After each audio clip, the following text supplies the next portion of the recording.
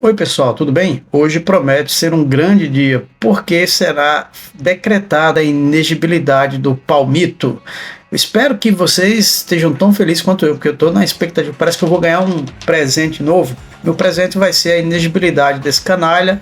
E o próximo passo, se tudo der certo, porque há elementos para isso, é a prisão, mais do que merecida. Aí eu quero ver a gadaiada toda chorando. Mas enfim, terça-feira houve a continuidade do julgamento do Bolsonaro e ocorreram 3 votos, mas rapidamente relembrando do porquê esse cara está sendo julgado. Peguei um infográfico que explica bem. O que aconteceu? Dia 18 de julho de 2022, o Bolsonaro reuniu embaixadores e criticou o STF, o TSE e as urnas eletrônicas. Ele já era pré-candidato à reeleição. O que foi o estopim? Ele participou do evento com diplomatas em julho de 2022 sobre as eleições do sistema eleitoral brasileiro. O que ele queria? Pretender rebater as manchetes de jornais e declarações dos ministros. Tanto é que ele argumentou que o Barroso e o Edson Fachin têm simpatia por Lula. Veja só, se reúne representantes de vários países para dizer essas groselhas. Qual era a proposta dele? Falou sobre a adoção do voto impresso, matéria já rejeitada pela Câmara, de maioria dele, em agosto de 2021. Se não fosse bastante, ele disse que as urnas eletrônicas, isso lembrando, reforçando na reunião com os embaixadores, representantes legais de vários países do mundo. Ele disse que as urnas completaram automaticamente o voto no PT. Olha o absurdo. Nas eleições de 2018. E não tem sistemas que permitam a auditoria. Por isso ele está sendo julgado. Então vamos comentar rapidamente o voto do ministro Raul Araújo, que foi contrário ao do relator, ou seja, contra a inegibilidade. Olha o que ele alega aqui, ó. Liberdade de expressão. Foi isso que ele alegou, liberdade de expressão. Coisa que todo bolsonarista fala, perceberam? Todo bolsonarista fala isso. Nordestino e burro vota no PT. Essas coisas xenofóbicas, preconceituosas, eles sempre se escoram na tal da liberdade de expressão. O ministro usou isso para proteger o Bolsonaro no TSE. Mas o engraçado é que ele considerou inconstitucional levar uma toalha com o rosto do presidente Lula no Lollapalooza, um evento, e ele não proibiu um candidato, ele proibiu as pessoas. Vocês estão entendendo? Ele não proibiu um candidato de levar uma toalha com o rosto do presidente Lula ao Lollapalooza. Ele proibiu as pessoas. Mas para o Bolsonaro é permitido a reunião com acusações sem nenhuma prova, sem nenhuma divulgação de documentos. Aliás, teve divulgação de documentos sigilosos, mas que não provavam nada. Ataque ao TSE, dizendo que ministros são partidários do Lula, dizendo que a urna completava voto para o PT. Isso aí tudo tá legal, é liberdade de expressão, mas uma pessoa não pode levar a toalha do Lula no show, independente de ser Lula, pode ser do Ciro Gomes, do próprio Bolsonaro, sei lá, do Papa. O cara não pode levar uma toalha de quem você admira no show do Lollapalooza porque estava em época eleitoral. É muito bolsonarismo isso. Enfim, vamos para o voto do ministro. Toda e qualquer intervenção desta justiça eleitoral sobre o livre mercado de ideias políticas deve sempre se dar de forma excepcional e necessariamente pontual, apenas se legitimando naquelas hipóteses de desequilíbrio ou de excesso, capazes de vulnerar princípios fundamentais, outros igualmente essenciais ao processo eleitoral, tais como a rigidez, a integridade do ambiente informativo, a paridade de armas entre os candidatos, o livre exercício do voto e a proteção da dignidade e da honra individuais. No caso concreto, na reunião questionada ocorrida em julho de 22, como é de amplo conhecimento, foram veiculados diversos fatos sabidamente inverídicos a respeito do sistema eletrônico de votação e apuração, fatos anteriormente já desmentidos, revelhos especialmente dos entendimentos contrários e, em particular, do eminente relator, ministro Benedito Gonçalves, julgo improcedente o pedido. Agradeço ao ministro Raul Araújo, que abre divergência em relação ao relator e também no mérito divergência total, julgando improcedente a ação. Do ministro Floriano Marques. E de maneira geral, ele caracterizou bem o abuso de poder e o desvio de finalidade praticado pelo Bolsonaro, que se aplica ao fato analisado no julgamento. Ele afirmou também que a Casa Civil e o Itamaraty não se envolveram com o conteúdo da reunião com os embaixadores. Não foi uma reunião de governo, não foi uma reunião de Estado. Então ficou claro o caráter eleitoral. Fazia parte das intenções deslegitimizar as eleições e todo o processo eleitoral. Se foi eficiente ou não, não importa. Ficou claro o abuso de poder. Vejam os melhores momentos de seu voto. Mas antes, pessoal, por favor, se não for inscrito, inscreva-se. Deixe o gostei, deixe o like. Essas duas ferramentas são fundamentais para que o YouTube reconheça o nosso canal. E é muito rápido para vocês fazerem isso e ao mesmo tempo nos ajuda muito a continuar o nosso trabalho. Agradeço e vamos para o vídeo. Obrigado.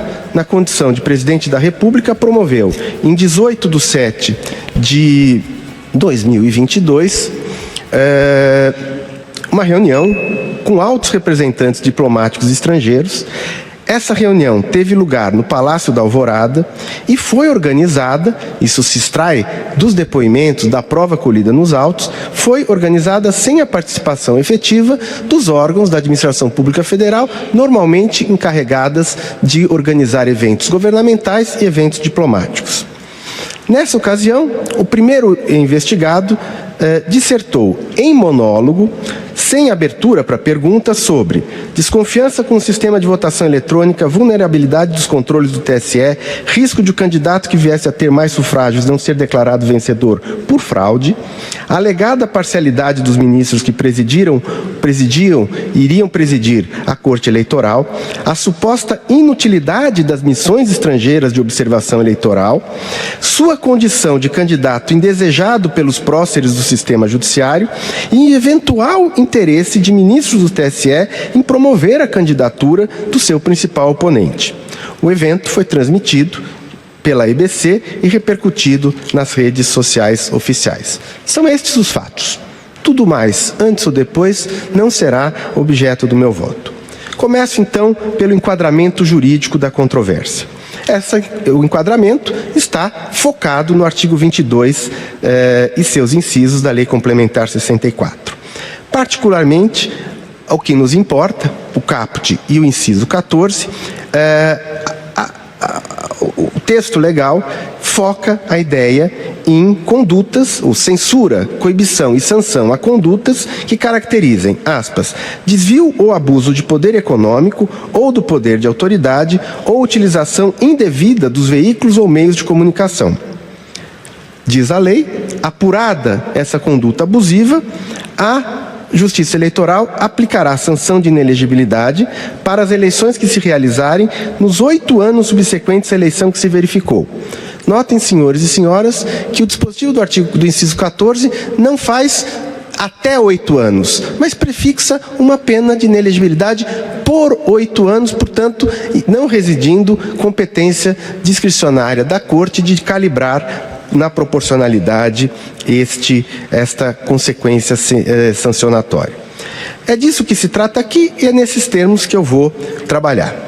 6. A escusa baseada na liberdade de expressão. Alega-se que o discurso proferido em reunião com os embaixadores não caracterizaria abuso, pois estaria compreendido dentro da liberdade de expressão do presidente da República.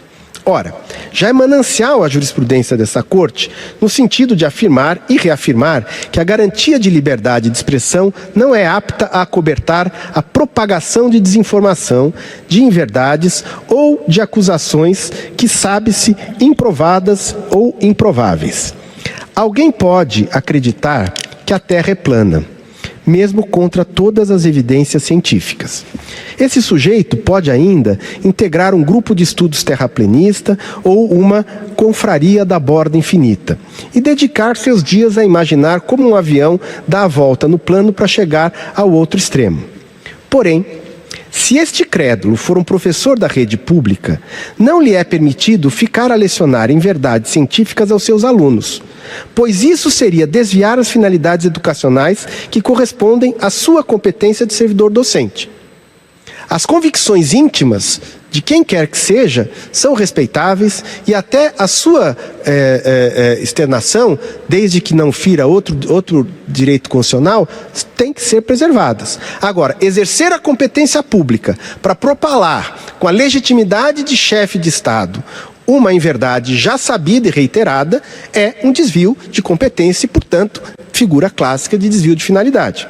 Porém, o que assistimos no discurso de 18/7 foi uma desabrida utilização da condição de presidente da República para, diante de representantes diplomáticos dos países com quem o Brasil mantém relações, mal falar do nosso sistema eleitoral, aviltar a justiça eleitoral e desqualificar a nossa democracia. O exato oposto que um chefe de Estado deve fazer. Mas, ao expor os embaixadores ao constrangimento de ouvir assertivas ácidas direcionadas aos membros da mais alta corte e ao sistema eleitoral, conspirou contra a imagem da República, conspirou contra a imagem internacional da pátria. Ora, o que pode ser mais grave no agir de um chefe de Estado que, visando objetivos eleitorais, mobilizar o aparato da República para passar internacionalmente a ideia de que as eleições brasileiras não são limpas? O que de mais grave pode existir que acusar, buscando repercussão internacional, 3 ministros da mais alta corte de serem às seclas de terroristas e criminosos? O que pode ser mais grave do que achincalhar perante representantes estrangeiros o regime democrático dizendo que um dos seus pilares, as eleições livres, são forjadas e ardilosamente manipuladas? O que de mais grave e abusivo pode existir no comportamento de um homem público que colocar seus interesses eleitorais, expurguemos qualquer interesse de solapar a democracia, porque estranhos à AIGE, colocar os seus interesses eleitorais acima do dever maior de chefe de Estado de respeitar a imagem e os símbolos da República? O que haveria de mais abusivo que amesquinhar a nação, apresentando-a como uma republiqueta bananeira que tenta vender suas crendices eleitorais ludistas, ou pior, fazer vingar outros objetivos inconfessáveis? Chego ao final com o meu voto. Diante de todo exposto, concluo ter o primeiro investigado agido com responsabilidade direta e pessoal, assumindo os riscos da conduta, por ocasião do evento, reunião com embaixadores em 18/7/22. Em claro abuso do poder político, desvio de finalidade no exercício de suas competências e ainda uso indevido dos meios de comunicação social oficiais em benefício da própria candidatura à reeleição para o cargo de presidente da República. Julgo procedente, para aplicar a sanção prevista no artigo 22, inciso 14 da Lei Complementar 64/90 e condenar o primeiro investigado, Jair Messias Bolsonaro, pela prática de abuso de poder político e de uso indevido de meios de comunicação nas eleições de 2022 e, por conseguinte, para declarar sua inelegibilidade por 8 anos seguintes ao pleito de 2022. Por fim, acompanho também o voto do ministro relator no tocante às providências derivadas por ele determinadas, em especial o oficiamento às autoridades condutoras dos inquéritos criminais instaurados para apurar os fatos, objeto da presente AIGE e fatos correlatos. É como voto, senhor presidente. Bom, o último voto foi do ministro André Ramos e seguiu a mesma linha. Pessoal, nessa sexta-feira, dia 30/6, ao meio-dia, será confirmada a inegibilidade, no momento do lançamento desse vídeo lá na plataforma. O próximo passo, esse confesso, vai ser bem mais difícil, é na esfera criminal. Mas acompanharemos tudo e traremos para vocês. Lembrando, deixa o gostei, se inscreva caso não seja inscrito e impulsione esse vídeo nas suas redes sociais. Um abraço e muito obrigado e vamos até o final do vídeo, por favor. Equívoca falsidade perpetrada nesse ato comunicacional com invenções, abro aspas, distorções severas, fecho aspas, da realidade, dos fatos e dos dados empíricos e técnicos, como bem pontuou o ilustre relator. Chegando ainda a caracterizar-se ao final uma, abro aspas, narrativa delirante, fecho aspas, com efeitos nefastos na democracia, no processo eleitoral, na crença popular em conspirações acerca do sistema de apuração dos votos. Tudo praticado não como um ato isolado e aleatório, o que já seria bastante grave, mas em verdadeira concatenação estratégica ao longo do tempo com finalidades eleitoreiras. Nesse ponto, é especialmente oportuno observar a dimensão performática que certos discursos assumem. Na linha do pensamento trazido por José Jairo Gomes, esses discursos constituem eles próprios a própria ação. Em suas palavras, abro aspas, discursos podem provocar consequências relevantes no mundo da vida. podem ensejar a criação de vínculos psicológicos e emocionais, reforçar crenças e conceitos morais, levar pessoas a acreditar em valores, assim como em fantasias, utopias, quimeras e tolices. Fecho aspas. Quanto à análise do teor do discurso levado a efeito na referida reunião, observo aqui, anoto o registro, faço esse registro, que me debrucei sobre todas as falas proferidas e efetuei o contraponto com as checagens oficiais dos fatos, as peças de inquéritos acostadas aos autos e os depoimentos das testemunhas. Isso me permitiu concluir, dentre outras conclusões, que o referido conteúdo é permeado por afirmações falsas e inequívocos ataques a partidos adversários e a ministros do STF e do TSE. Exposto, resta indelével que a candidatura foi beneficiada por uma tática que perpassou todo o conteúdo do discurso proferido no âmbito da cerimônia aqui analisada, de maneira a agitar as bases eleitorais no sentido de canalizar votos para impedir que qualquer outro candidato, mais especialmente um deles, obtivesse vitória nas eleições de 2022, manipulando-se a polarização da sociedade em benefício eleitoral do investigado. A respeito do caráter eleitoral, importante notar que a classificação de determinado ato como típico da campanha não demanda necessariamente pedido de voto, comparação de governos ou exposição de projetos. O cunho eleitoral do evento é verificado a partir da veiculação de pautas típicas de campanha e, mais do que isso, de uma tática muito própria do investigado.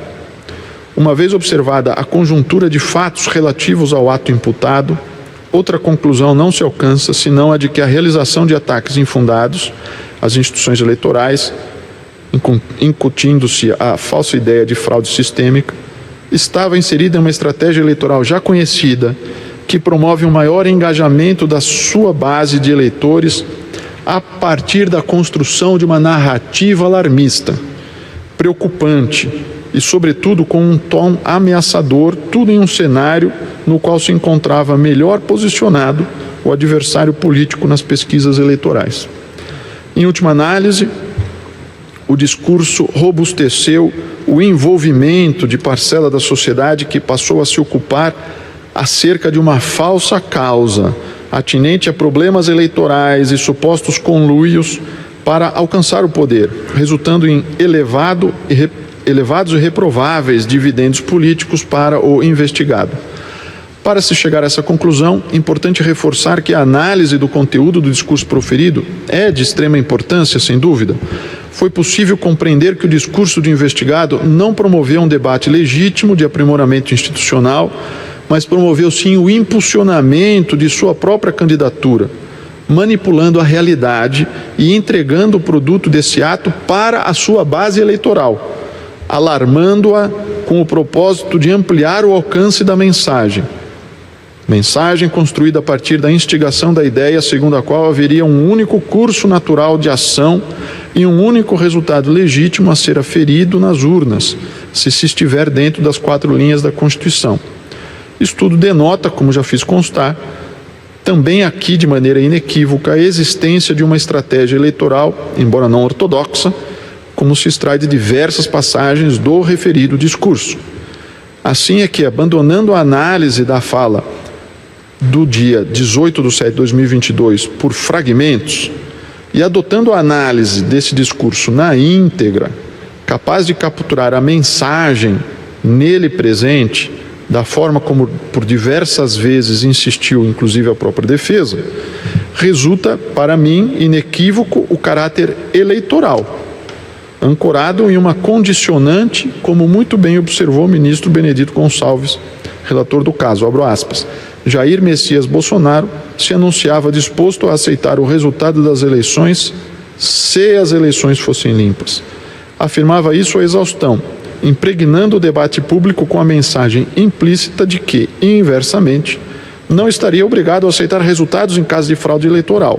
Conforme se acostumou a dizer, preferia jogar dentro das 4 linhas, mas não recusava que pudesse ser levado a usar as armas do outro lado, sempre em uma suposta defesa da democracia, fecho aspas.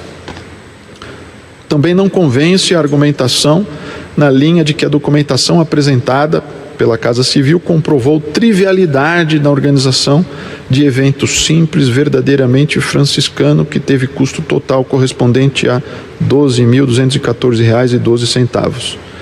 É que a fundamentação jurídica da demanda, como exposto, é o abuso na sua vertente política, não o abuso econômico.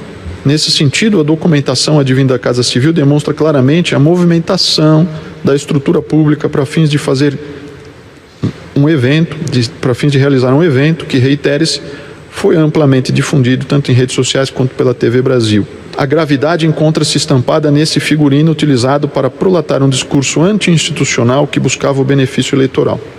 Passo agora a uma análise muito breve do uso indevido dos meios de comunicação. A caracterização dos ilícitos de uso indevido dos meios de comunicação e de abuso do poder político tem elementos comuns entre si.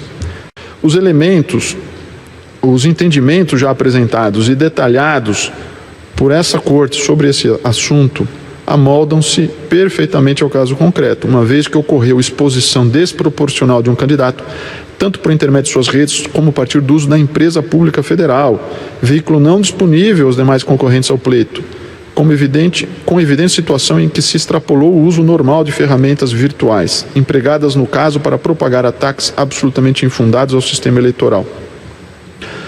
Sobre esse uso indevido dos meios de comunicação, muito bem observou o ministro relator, abro aspas, os dividendos eleitorais eram facilmente estimáveis ante a popularidade desse tipo de conteúdo na internet e o conhecido êxito das lives de 2021 para gerar e manter mobilização política de caráter altamente passional e impermeável a contestações factuais oriundas de fora da bolha. Fecho aspas. Uma estratégia, portanto, abusiva de promoção eleitoral à custa da estabilidade democrática e da rigidez do sistema eleitoral. Com isso, senhor presidente, concluo o meu voto para acompanhar o ilustre relator e julgar parcialmente procedentes os pedidos formulados na petição inicial, declarando a inelegibilidade de Jair Messias Bolsonaro para as eleições a se realizarem nos 8 anos subsequentes à eleição de 2022, nos termos do artigo 22, inciso 14 da Lei Complementar 64 de 1990. Isso com o voto, senhor presidente.